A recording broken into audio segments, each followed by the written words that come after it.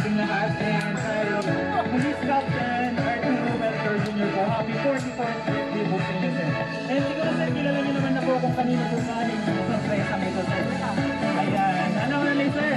So, yung sorpresa nito, sir, meron din po silang pinadalang message or mensahe po. Napapasahin ko na lang po para sa inyo.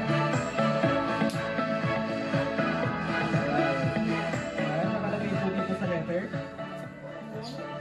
Today is a special day for the best leader in town. Happy birthday, sir. You are responsible for all our progress. We are really lucky to work with you, sir. This will be the last birthday that you will celebrate with us. But your generosity and love for your subordinates will always remain. Salute to you, sir. Enjoy your day and have a blissful life. From Basista PNP family. Ayan, palakpakan naman po natin si sir.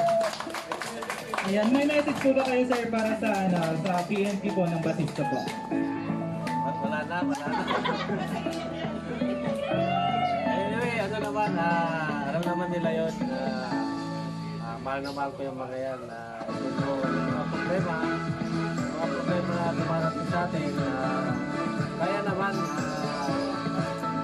yung ano lang, yung kahit ako na lang yung mag-suffer, huwag lang tayo. Yun lang naman sa akin. Alam nyo yun.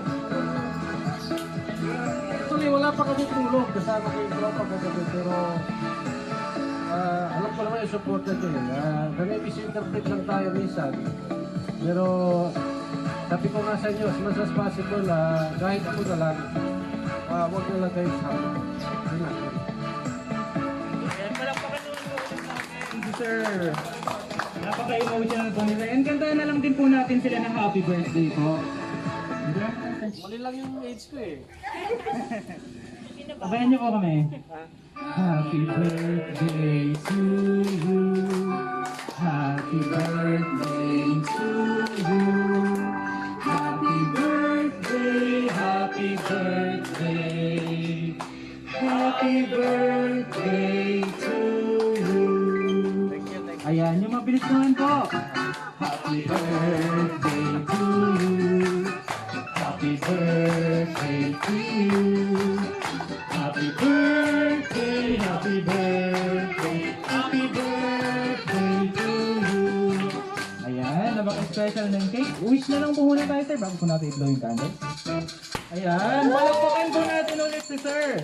And picture take na lang po tayo, sir. Picture na lang po sa gitna po.